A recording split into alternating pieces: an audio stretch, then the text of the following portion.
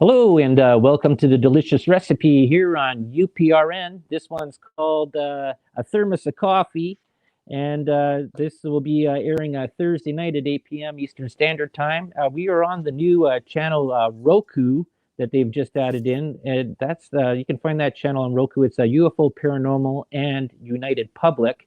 That's the name of that if you're looking for that in there. And you can also find us on YouTube. It's UFO Gods and Extraterrestrials and UFO Paranormal Radio. That one's done twice. You can also find if you're on Facebook, you can check it out. It'll air on my delicious recipe part on Facebook. And we're also on United Public Radio, UPRN, on all the rest of the podcast platforms that are out there: iHeart, Speaker, SoundCloud, etc. So there's lots of places you can track us down and check us out. And I'd like to welcome there today. I have author Donald Altman coming on here, a former monk. This is and then the psychotherapist, which is sort of very interesting progression of fields. Mine has been very vast, as you all know. But welcome, Donald.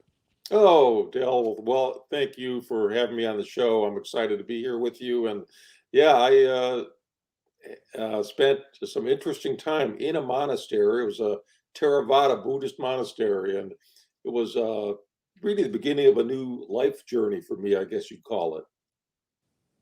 Okay, and then so yeah, how long were you there for? I like to say that I was right for the experience. I wasn't there for a real long time. In that tradition, you don't take a lifetime vow. It's kind of like, okay, I vow to stay here today. I vow to be here the next day. And every day is kind of a commitment to be there. So I kind of went in thinking it would be for a period of time. I always felt that more of my work would be out here. So I was in there for a few months, but when I left, I continued to work with one of the monks and continued to do some training with him. But like I say, I think I was right for the experience. I went in because I had met this monk that was a Burmese monk called Uthilananda. And when I met him, as a friend that said, I think there's a monk you would like to meet. Now, that may be a cautionary tale, Del, because after I met this monk and I ended up in the monastery. But I think, and the reason I think why that happened is twofold. One, I'd never met anybody like this before. I mean, imagine somebody that had such a palpable sense of compassion that you could actually sense that their openness and their availability and their wanting to help, right? And this person had that. And the second thing was I had gone through a series in my life of kind of destructive patterns where the same thing kept repeating in my life. And finally, it hit a point where I was in my 40s. I was like, and I had therapy before, and that was helpful. But I got to a point where it was like, I've got to dig more deeply and find out, why is this pattern repeating? And hey, who doesn't have patterns that repeat, right? Everybody's got a blind spot. There's something that we don't see about ourselves.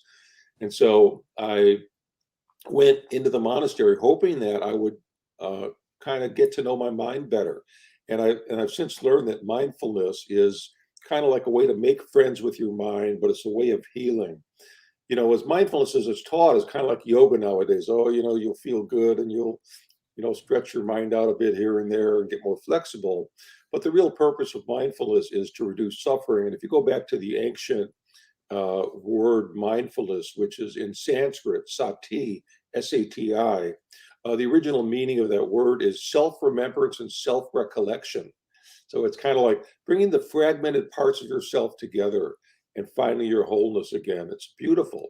And it's a way of understanding yourself that you can reduce your own suffering and then try to do what you can to reduce the suffering of others while you're at it. So this part that you went into the little I won't say stint, but this time that you went in for you could call it a stint. Okay. But were you already a psychotherapist beforehand, and you no? So you were doing something beforehand, and then you went to that, and then that led you into this. I guess I should also mention out there for people that are listening there too is that you've written over 20 books. This book that we'll be talking about in a little bit here, Travelers, is a book of fiction, but you've written books on mindfulness. You're also an Emmy award-winning author too as well. So you do have a bunch of literary stuff beforehand. So was it books beforehand, then monk, then Well, psychotherapist? it's kind of interesting. I mean, I was a writer before I became a monk. I was a Okay. professional writer, and I wrote a lot of marketing materials, a lot of things in video, but I also had done some documentaries, had a short film produced, and like you say, I had been a writer on a show that won a couple of Emmys it was a children's show produced by CBS in Chicago. And so that was early in my career, but I had continued writing. But what happened is becoming a monk turned my writing career in a completely new direction. And that's when I started to write all the mindfulness self-help books. So when I Hmm. got out of the monastery, um, I'd always been a mindless eater. And when I went to the monastery, I learned a lot about mindful eating. And, it's not what we're eating, it's what's eating us that Right. determines what we eat. And so, I was an emotional eater. So when I got out of the monastery, and in fact, while I was in the monastery, I wrote a book called Art of the Inner Meal, which was one of the pioneering books in the mindful eating field. And that was back in the late 90s. And so I started doing workshops on mindful eating, spiritual eating. But what would happen is, people would come up to me after the workshop and they kind of come up and whisper in my ear, I've got this eating disorder problem. I have this anorexia, this bulimia. And I'm like, whoa, I don't know how to answer these people or how to work in this way.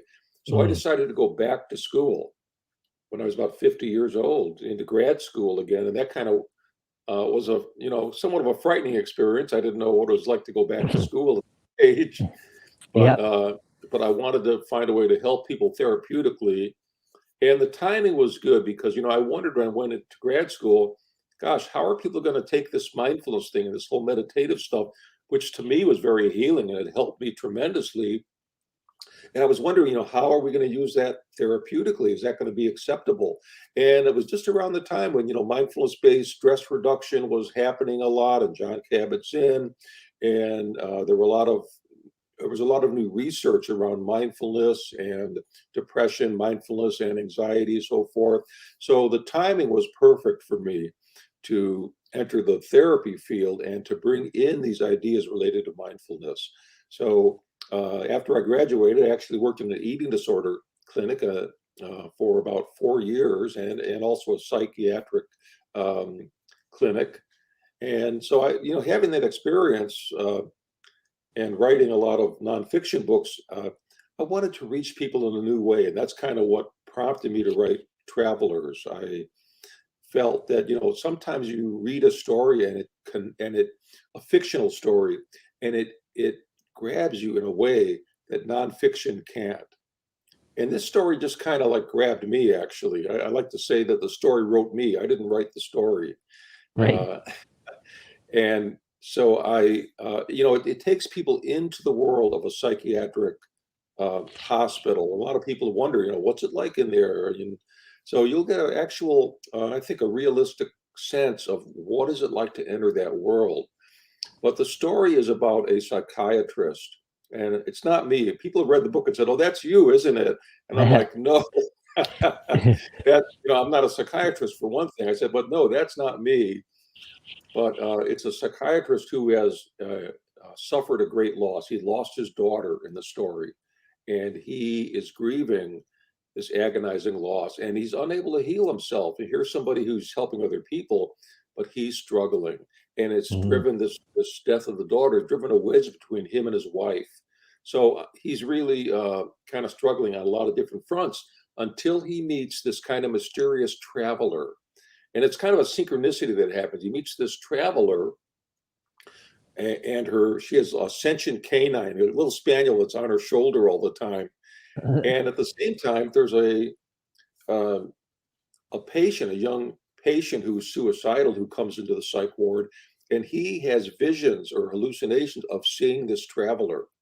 And so it's kind of this unique synchronicity that ends up drawing him in to beyond his rational mind. You know, he's a scientist, and most psychiatrists will tell you they're very much steeped in the scientific method. And I think the field of mental health actually is kind of in the stranglehold of a materialistic view of things. And so it was also my way to say, hey, you know, we want to help people. We've got to get out of that materialistic viewpoint.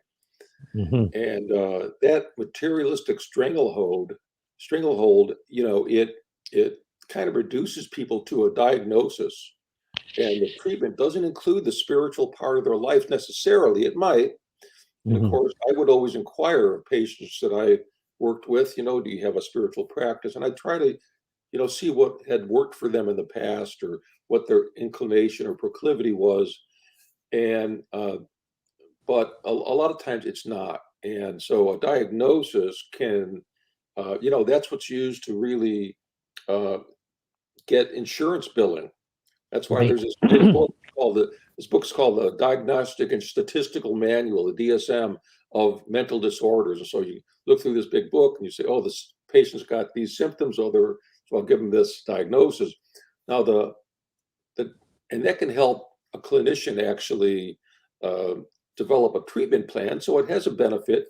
But the downside of that, of course, is, so let's say you're the patient and somebody says to you, oh, you've got a major depressive disorder here, or you've got anxiety, or you've got schizophrenia, or an eating disorder. Well, I've had patients who would come to me, walk through the door and say, oh, I'm a anorexic, I'm a schizophrenic. I mean, they've identified themselves with that label, and you know, that's doing a disservice to them, I think, and limiting you know, how they see themselves. So well, that's been a part there that I believe that it's sort of has come up with. I'm not sure how it is with the if whether this is a Gen X thing or the millennial thing, is this whole labeling that you have to be into this sort of well, I am this, I am that, and you see this a lot. Well, you see this now even in social media about what group you're in, and I guess that comes into very I guess when you're starting to self-diagnose yourself, that can get into some very tricky psychological problems, I guess, in a way there too, because you've already affirmed yourself to, this is how you are, this is the reasons for my problems, and you've skipped steps on how maybe you can correct path beforehand and maybe not go down that route maybe. Well, you know, you raise a very interesting point about social media. So once we identify with that identification or that label, we defend it, right? You start defending it, and you become contentious, and you become less willing to listen to others, right? Or you've got to have the same labels that I have. Well, that doesn't really help us to understand others. It doesn't help us develop compassion, does it? No. So and plus also it gives you a sort of a self-excuse for the reason you are that way, right? Everyone can say, well, the reason that they don't go and take the garbage out is because they have OCD, because I've been self-diagnosed this way, or this is the part, and I got a pill that I can take, and this is it. And you brought up a good point there, is that I guess with the part with the medical field is that it's, I guess in North America pretty much has become very heavily pharmacy based and insurance claim based. It's all about the dollar. And I guess looking at the part of self-help, fitness, exercise, fresh air, and I think there's also part there about meditation and taking a step away from technology, you know, why becoming unplugged is a thing to sort of look at, is that I guess people can't deal with themselves. Wow, you really nailed some really important concepts there about self-care. And you know, and how important it is to unplug so we can reflect back, you know, reflect into ourselves, have an interior life. I think that what's happened is that we're looking outward all the time. And we're looking at our phones, we're looking at screens, and I think is the average American adult looks at screens about 6 hours a day, But if you look at the 8 to 18, I think it's the 8 to 18 or 8 to 28, 8 years old to 25, it's about 7.5 hours a day are spent Wow. looking at screens. So we're kind of losing this ability to wire up the brain through face-to-face connection, and that's how this prefrontal, this area of the brain that is really the most human part of the brain behind the eyebrow ridge and the Hmm. kind of underside part of the brain, that's where we get empathy from. That's how we, wire up for social connection and self-knowing awareness and intuition. So it's a very important part of the brain, and I think um, inadvertently we may be kind of neglecting developing that part of the brain. And I remember the time I was in an airport, and it was kind of a surprising thing. I was going very early in the morning to get. I used to do a lot of seminars around the country, across Canada, and it was like 6, 7 in the morning or so. I was waiting for the flight, and in the terminal I saw a woman with her child. The child might have been 5 years old or something, but the woman had her phone and she was really totally engaged in her looking at her phone. She must have been texting somebody. She was kind of smiling and laughing, but her kid, her poor child, kept looking up and trying to get her mom's attention. The mother would just ignore, say, like, wait, and just Hmm. come back to her phone. And I thought, I wonder 20 years from now if this child who has been, didn't get the attention, the need, and the care that she needed, what's that relationship going to look like? Right.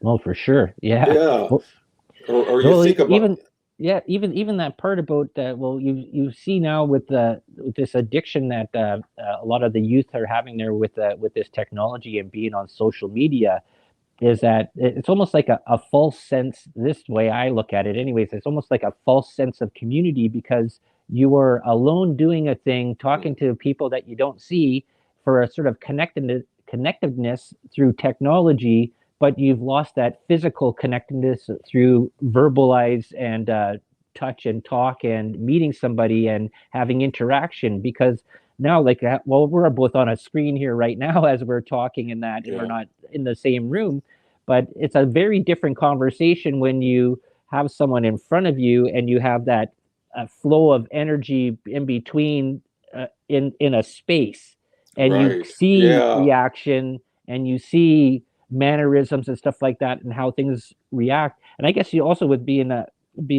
therapist there too, is that if you were dealing with patients there on on a video thing versus seeing them in your office or something like that, you would get maybe a different perspective, or maybe just the feeling of. I think people feel afraid when they have connection face to face. It's a very different attitude and very different way to be, because you see that even with online bullying. People can say all they want to say behind a computer screen, absolutely. Absolutely.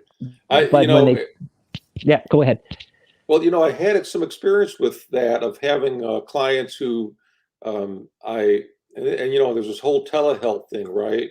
Hmm. And I know people who've had telehealth, and but I think it just goes. It's kind. They give you a lot of homework. It's very kind of manualized, and it's not as personal as it might be. When you're in the same space with somebody, and people can see that they're private. They're willing to share more about themselves than they are over a screen, Hmm. because I think it's just natural. So I had clients who I had in practice, but then who moved away and said, they were living in a more rural spot, and they said, I want to continue to see you. And so I saw them. We worked on a screen, but it was not the same. And I mean, I already knew these people, but I could not see their entire body, and I wasn't close up. I didn't feel, sometimes you pick up on the smallest little things Hmm. when you're with somebody. And Hmm. again, the sharing is different when you're in the same room with somebody. So I hope that people, can return, or are able to, are willing to meet again if they're seeking help, or just to have friends. To, how many of those people that anonymously, yeah, you're on the same chat with them or whatever, but if you really need help, how many of them are going to show up for Right. you? Yeah. Oh, Right. exact. Yeah. I I think looking back to the part that you said there about, I guess whatever you've taken from being a monk, and then how do you sort of pull that in towards being a therapist? Is there any sort of connect? Because Buddhism and stuff like that is dealing with a lot of, I guess, sort of self-reflection, meditation, disconnection, being alone. Like people have a hard time being alone, but then also there's also a need and want to be together, and we sort of see this falseness now with technology of being together, but you're actually alone, but pretending to be together. It's sort of a very weird dynamic that we sort of progressed, and this is recently, I guess, in the last 20 to 30 years, when basically the internet and the World Wide Web and social platforms sort of came into being to where they are right now. Yeah, I think that the alone together thing is a really good saying. I think there was a song with that title some years ago, but it's an interesting dynamic. And for example, I think it's important to make sure that in your life you have time to connect face to face with the people in your life. A lot of people are at the computer, or maybe their partner comes in the house or the kid comes in and they stay on the computer. I think it's important as a ritual to get up, leave the computer, greet that person face to face, give them a hug. How was your day? Right? And get some immediate feedback from them. What's the message when you come in and somebody doesn't greet you?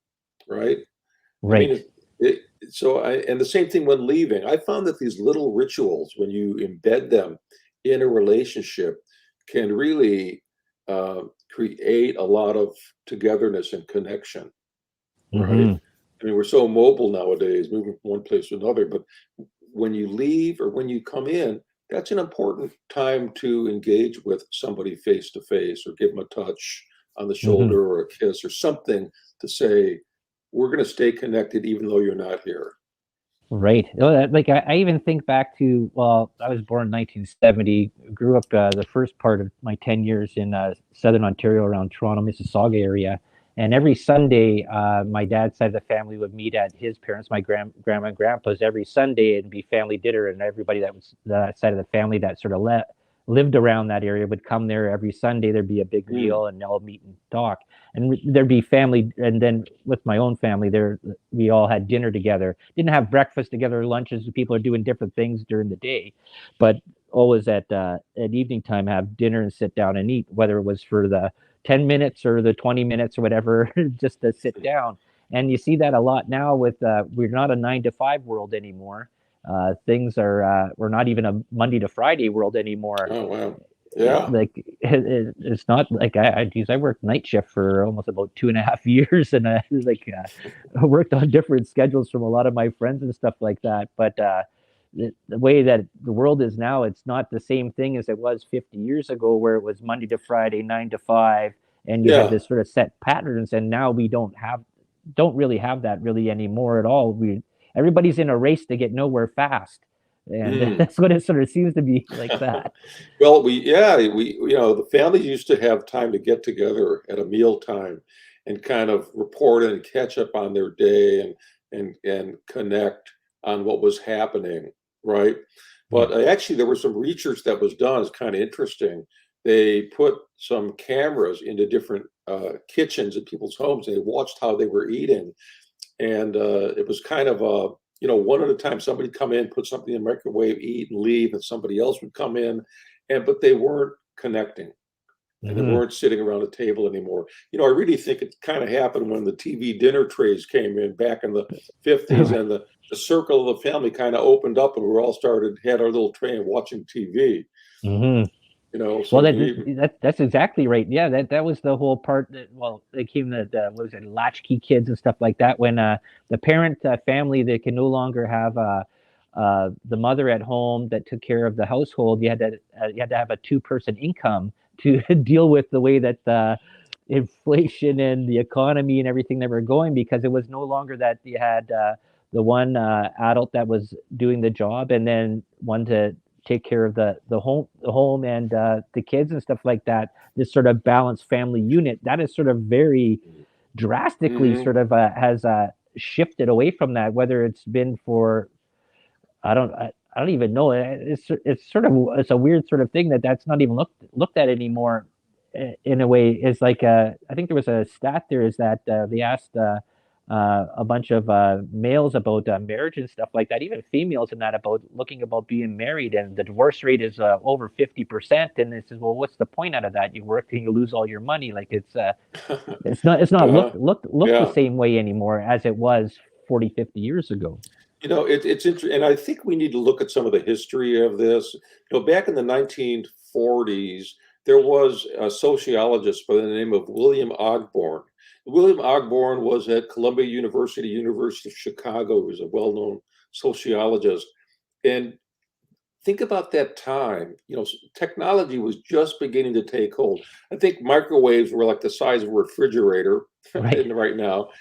And and so technology was really just starting to come in, and he had an idea. He called it culture lag. He believed that when a new technology came into our lives, it would take up to 6 years for us to assimilate it, learn how to work with it in our families and in our culture. But think about Yeah. it. The average cell phone now has about a 6 month developmental cycle, and a new one comes in, and there's Right. new stuff to learn. And I have a son. It's actually a bonus son, my wife's son. And here's a young kid, right? He's 23, 24, and yet he says that, God, they keep changing the apps all the time. Even he's having a hard time keeping up with everything, and he's of Right. that generation. Hmm. But so how do you have time to even assimilate it and learn how to bring it in a thoughtful way? That's why I Hmm. like to have people do what I call a exploration of time spent, to actually think about. And I Hmm. have a little chart I have, and I give that away for people who want it. But that exploration of time spent just kind of breaks down different activities throughout the day. And then you make a note of how many, in 15-minute increments, how much time do you spend doing that activity. And Hmm. I've had people look at that, and one category is uninterrupted face-to-face time with your partner, with a Right. significant person in your life. And I've had people who did this, and they said, well, can I count the time that, during the commercial on, when I put it on mute? That's the Hmm. only time that obviously they had face-to-face with their partner. And, that would give me pause. So I would have had people, though, who looked at that, who filled out this little inventory Yeah. and said, wow, I've got to make some changes. I didn't realize that when I got this new computer, I stopped using my bicycle. I stopped engaging Hmm. in this or that activity. And they Yeah. said, I really don't want to do that. I need to rebalance. So it's not Oh. a blaming or shaming of ourselves, but it's just like, we need to increase our awareness quotient as to Hmm. how we are using technology. It's great. It's a wonderful, amazing thing that we can even have this conversation like this, Dell. Yeah. And at the same time, though, we need to have healthy boundaries with it and make sure we're still maintaining those personal connections and giving them the time they require. Oh, for sure. I've said this many times here on the show, and that is that technology should be an accessory, that is a tool to use to help you uh, in whatever endeavor you're Mm, doing, whether it's finding information or finding out whatever how to go and change a tire. You can get a video and stuff like that as an accessory. It should not become a thing that it's another appendage. And I just I've mentioned this before. There was a TVO special a bunch of years ago, and they had taken a bunch of people from Southern Ontario, different age groups, genders, and stuff like that, and they'd taken them out camping, and they'd gone and they had to go and surrender their cell phone, their laptop, their iPad, any sort of technology device that they had there. And they took them out. They had to go and live in a tent, make their own food, gather their mm, own water. And this was only going for like a week or 2 weeks. I can't remember how long this went for. And the meltdowns that happened in the first 20 minutes of people that were had to mm, disconnect from that device and not being on social media. I guess they sort of related that to being like a dopamine rush, that this finding yeah. out. And that's weird, because if you're dealing with addictions there too, is that if you're getting some sort of I guess I guess, a dopamine rush or some sort of thing from that as addiction. And you look at other people that are taking addictive pills and stuff like that. You gotta have to sort of put some sort Yeah. of semblance into both of these things. Your story about going out to the wilderness reminds me of an actual study that was done. They actually showed that they tested preteens for their ability to notice facial expressions and and emotions, Hmm. and their scores were very low. They were not very good at it at all. So they took them to an outdoor camp. They took away their screens, and for a week they had to relate face to face with their peers. And at the end of the week at that camp, they were retested for their ability to notice facial expressions, emotions, and they regained those abilities in just Right. a week. Wow. So it shows you that the brain, we're wired for it, but Hmm. over technology use muted those skills. And it's critically important for young people to develop the ability to navigate their emotional world, right? Oh, yeah. So I think that there's a lot of information out there that we know enough that we need to, and I guess it's going to fall on parents to kind of do that because, uh, who else will teach those lessons?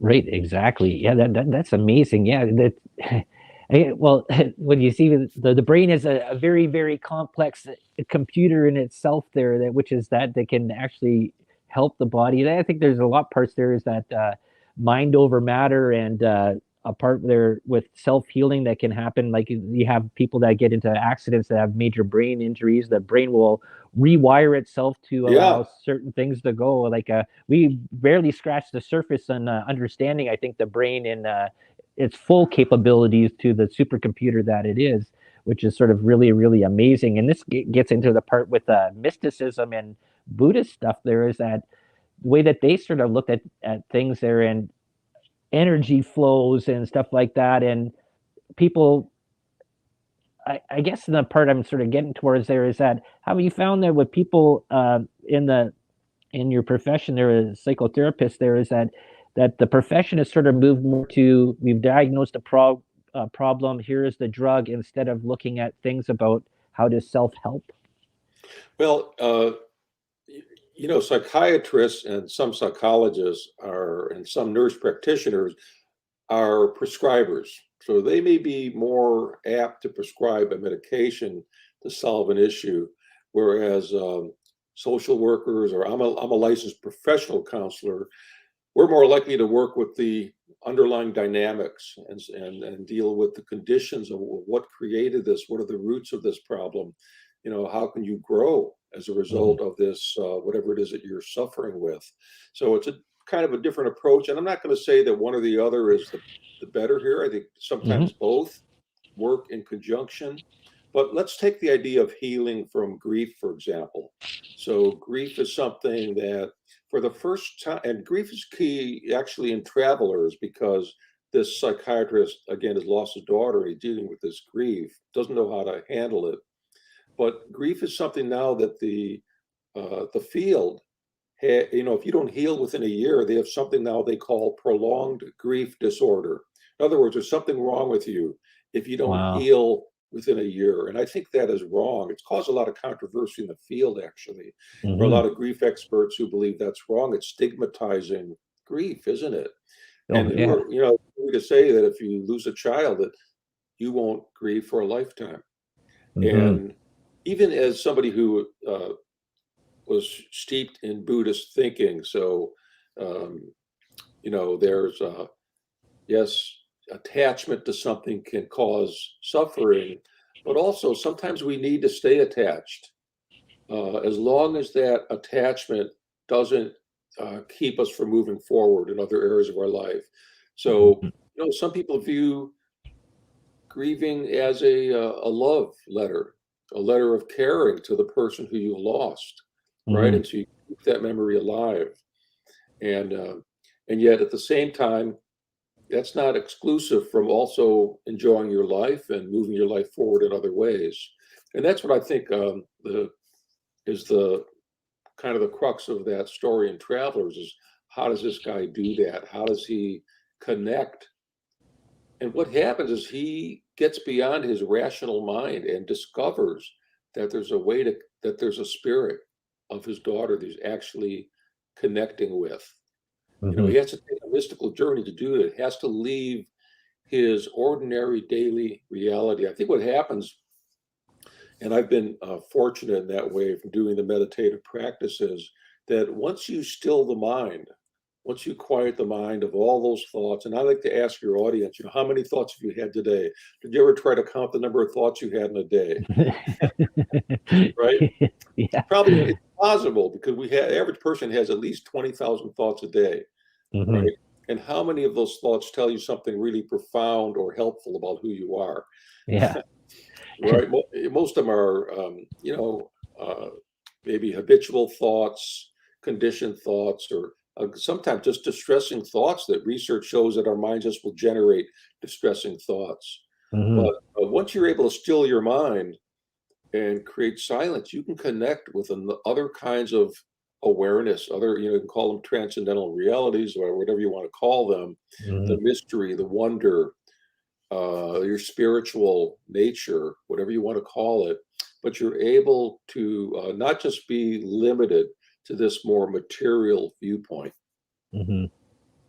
Well, I think I'd watched an earlier part of a podcast that you were on there, and I guess you'd come up with something was like a 3 minute I guess meditation parts during a daytime that you could sort of people could do to sort of I guess it's a part about is self-reflecting, I guess, and sort of quieting themselves and getting disconnected out of that. And I was when I heard this, this is interesting. I like what your thought about that, but I can see part of this is that if you look through with school, you look at the lifetime of a child and going into an adult, is that we've sort of pulled ourselves away from our rest breaks. Like when you go to school, you had your recess, your lunch, your recess, and you went home and you did whatever. But your recess were never put as a quiet time or anything like that, or a self-reflection time or a disconnection time. It's been like that. And then when you go to work, you just go to work, you got your coffee break, your lunch break, your coffee break, and you're always just talking about your work. Yeah, during your break time, you don't have a time for yourself. You're always Right. you're still in that. You haven't sort of stopped and taken a breath. And I look at this part as that I've had this realization and stuff like that, and many other people haven't. But people have talked about this too. Is that you come to a problem and you can't solve, you're racking your brain about it, and just walking away from it and doing something else for a while there can sort of reset your mindset and thinking about this and see things in a different way. Or maybe something comes to you that you weren't thinking about before by doing something else. It's sort of this getting out of that stuck pattern that you're in right there. Creativity is a beautiful human endeavor. And what happens in creativity is the brain creates new connections, right? If you're constantly trying to solve a problem, you're just paving over the same road over and over and over. So stepping away, like you say, is a wonderful way to let my unconscious do it. Let something else work on the problem. I mean, I think that Einstein and so many other people who've solved scientific problems have been able to do that. They'll step back and the idea will suddenly appear to them, or maybe it will come to them in a dream. It's interesting, even in writing this book, there's a shamanic guy, this traveler Traveler Jackie is her name. She takes this therapist on a spiritual quest, a mystical quest. And in doing that, she has to have him, open his mind to new things and give him and he actually gets a spirit animal. Now, when as the writer of the book, I was like, okay, who could be the spirit animal? I wanted this guy should have a nice, strong animal, something like I would like a tiger or a big animal, powerful. And no matter how I tried to push that into the story, it didn't work. And I was like, that's not the right animal. I was stumped. And so I decided, I'm going to walk away. I'm going to let my unconscious do it. So I did a little meditation. I took a walk in nature. I just let it go. And I don't know, maybe like 3 days later, I wasn't even thinking about it. All of a sudden, it popped into my head what that spirit animal is. And actually, you could see it on the cover of the book. Okay. I don't know if you can see that. Yep. Birds. Butterflies. Butterflies. Okay. It's Yeah. something I never would have thought of. And Mm-hmm. yet, because I let the creative space come in, Mm-hmm. and it just worked in ways that I never could have imagined if I had forced a spirit animal in there. So I Well, think it's, yeah, that's actually a really interesting one to actually pick there, because you figure the life of a butterfly from caterpillar to chrysalis to that, and then the cycle of life that goes through there. Sometimes the most innocuous little creature and stuff like that holds the most amount of power. Where we're thinking like tiger, lion, bear, yeah, elephant, exactly. right? Something big and powerful that's there, but there's sometimes the smallest little things hold the biggest surprises. Yeah, absolutely. And the whole idea of transformation and metamorphosis at a Mhm. butterfly, the symbology of that is just very powerful. So yeah, it gave the story a whole new dimension for me.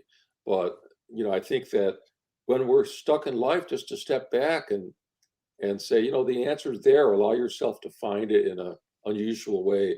There's a quote that I have in the book from Vivekananda. At one point, the guy's having a difficult time. The therapist, the psychiatrist in the story, thinks he's going crazy because all these things are happening to him, and he goes to see this trusted former supervisor of his, who is a friend of his now, and it's an older woman. And she tells him, she actually quotes the words of Vivekananda, who was a 19th century Indian, a Hindu sage that brought a lot of Eastern ideas to the West in the late 1800s. And he says, and the quote is, the infinite library of the universe is in your own mind. Mm-hmm. Isn't that beautiful? The infinite library of the universe is in your own mind. Right. But if we're filled up with static, we can't reach that library. Yeah. Yeah, that's interesting. Yeah, because even Nikola Tesla had stuff like that, where the connecting to this awareness through his own mind and through dream and waking dream and dream and stuff like that, which is sort of interesting, and the Yeah. stuff that he sort of came up with and advanced society. But yeah, I'd wow. like to actually, that's a good point. I'm going to have to read more about him. Um, Yeah, because he has stuff there with talking about matters, energy, and space, 3, 6, and 9, the secrets of the universe, and I, it's really interesting parts that go into that. Is that the people that talk about him and do reports on him or books about him is there's always sort of a very one way sort of view of it, not like I think, well, it's basically even how like history goes. History is written by the winner. People mm, want to tell their narrative how things are, right. and I guess that's the whole thing. Is that you only understand your own reality. I can't understand your reality. I can't Mm, see what it is through your eyes, how you experience it, and I think that's. I don't know. It's an interesting guy, anyways. If you go and look into it and how he sort of viewed things and how he sort of connected to uh, his mind's eye into this cosmic awareness and cosmic library. yeah, there was another guy who was a kind of a spiritual teacher back in the 40s, I think it was, Walter Russell. And this guy was pretty amazing. He had incredible visions that lasted for long periods of time, and he saw a lot of things that, like, it kind of reminded me of that when you were talking about Tesla. Mm-hmm.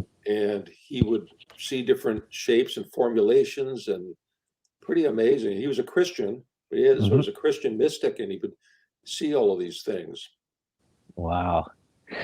That's on my show. They've been talking to very different people with different views and stuff like that about their reality and how they view their world, and whether it's through religion or through some sort of pagan mythology, or just how whether it's even with this channel, ghosts and paranormal, and Mm, dealing with spirituality, and how I guess everybody sort of can be right in a way, but also I guess it's how you perceive things, and looking at how when you have clients that come in there, you notice there how they perceive their world differently. Yeah, I think part of my job is to see if I can enter their world and understand it. Hmm. And I think when you're able to enter anybody's world, they feel understood and there's a connection with them.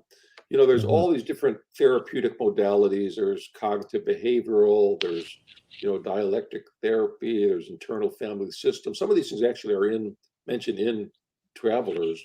Okay. But no matter what the modality is, um, it's the relationship, I think, has been shown to be most important in how somebody heals. If you're going to get buy-in, if you're going to have if you don't have a rapport with somebody, then uh, I don't think your therapy is going to be as effective. So there's Hmm. got to be a connection there. Yeah. I was like, we were just talking before the show there about people being stuck in their little bubble of their of area where they haven't traveled or haven't seen things from a different point of view. And I mentioned before there is that people listening to mainstream media and stuff like that, or just listening to one talking point and not getting a full, well-rounded view or understanding of the question or the answer or the opinion that is going on there. And I think Yeah. that has been something that has been greatly lost in recently in the past 10, 15 years.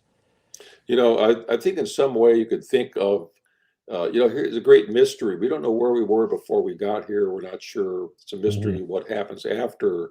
And some people have ideas of what happens. But while we're here on this transitory journey, we're all travelers in a sense. Even if you Right. stay within 5 miles of your home, you're a traveler, you have your own experiences. And I think how wonderful it is to connect with other travelers. For those people, why do you go to another country or another city or another state, Hmm. right? You want to meet other travelers, you want to meet other people, learn about how they live and learn about Yeah. them, right? And expand Hmm. your mind in some way. So so I like to think that we're all travelers in a sense. Hmm. We're here. And so we're able to meet other travelers, learn about them, um, and help them if at all possible. So imagine you're off traveling, you don't know the language, you're counting on other people to somehow help you.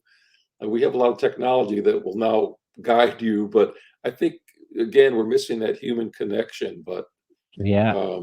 that when you're lost, I remember one time years ago, I was part of a traveling program that I was working for, and so I was going to different cities every week. And I remember, sometimes the truck would break down, or um, one time we ran out of gas. We were in the southern states of the U.S., and this officer came and saw we were in distress there, and he said, he helped us get some gasoline. He says, well, it's late. You're not going to get a hotel. Why don't you stay at the police station? We have a cell you can sleep in. There you go. And, I mean, this was years ago, but Yeah. people were open like that. Oh, I knew very that really there different. was no fear. Hmm. And so it was like kind of like, I don't know if you've ever seen Andy of Mayberry, but anybody's seen that show, Yeah. you know, with Andy Griffith and Don Knotts, a little tiny, podunk town. And Yeah. so this was like the town where he was at, and the fire department and the jailhouse were all in one little building. Hmm. And there were a couple of cots there, and there was a guy who was on the road with me, and so he fell asleep on one of the cots, and this officer said, "I'm going to do my rounds. You could join me if you want." And I said, "Yeah, I'd love to do that." So Wow. I went on the rounds with him, and but what I learned back then, I think, and I believe in my heart is still applicable, is I traveled across the country, and then uh, I found that uh, people are decent and Hmm. people want to help, right? Yeah. And that fear wasn't there. Right. And so we need to not disconnect from people. We need to connect Hmm. and need to realize that Yeah, sure, there are some things we don't understand. There are some scary things out there, but doesn't mean you stop engaging in life. Oh, for sure. I've said this before, is that it's funny when you get into these bigger metropolises of people where there's 2.5 million people in a city, that everybody's on top of each other, but they're most disconnected and than people from a small town, right? It's even though they're more jam packed, less people there than you Yeah. do from somewhere else.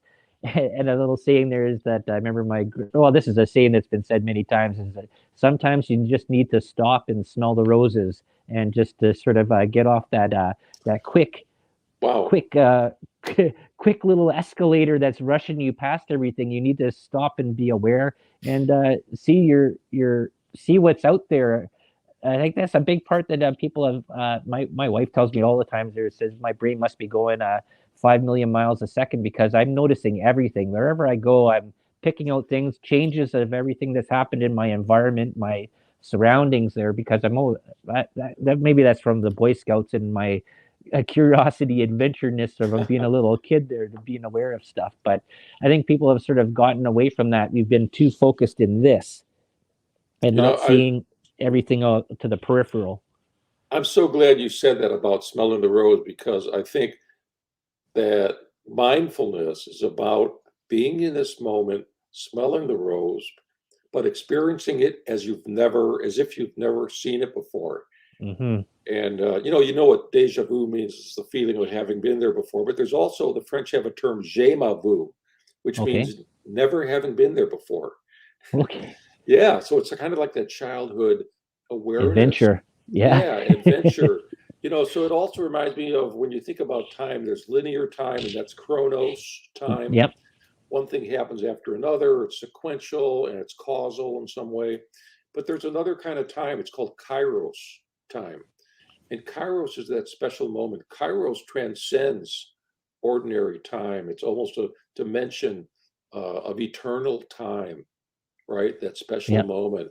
And to, what you're describing, that being present in that open way, time actually, in a way, stops for you. And you've entered Kairos time. And that's a time when synchronicities can come in. That's a time when different kinds of connections can come in your life, and possibility blossoms in that moment. I want to share a quick story. I had a friend who was a counselor in the. Well, we will have to save this story for the next time there, Donald. Oh, okay. We've almost ended on a perfect thing of you talking about time, and we got about a minute and a half left here. This has been so great. This is too bad my show wasn't longer, but we could always have you on again there and continue from Sure. there. I just quickly there, just tell people where they can find your book, Travelers, and your other books there too as well, and social media if people want to get a hold of you. Yeah, Travelers is on Amazon.com. You can find it on Barnes and Noble, any of the online booksellers, or you can order from your local bookshop. You can find out more about all my books at mindfulpractices.com, MINDFUL practices.com. You could sign up for my newsletter, and I also have some online courses, CDs, and things like that available. Awesome. This Yeah, has been great. I really yeah. enjoyed this there, Donald. Oh, me the, too, Del. the time just got away from us there so Yeah, quickly. That's how it goes there. But for all the rest of you there out there listening, they're still to the delicious recipe. I want to thank you for tuning in, and I want to thank my production team, my beautiful trio of Hey You, Kitty Pot, and Blaze. Great listeners, never talk back, and they help out with the show. So thank you very much, and oh, thank for you. y'all out there, tune in next week there for the delicious recipe, and we'll see you then.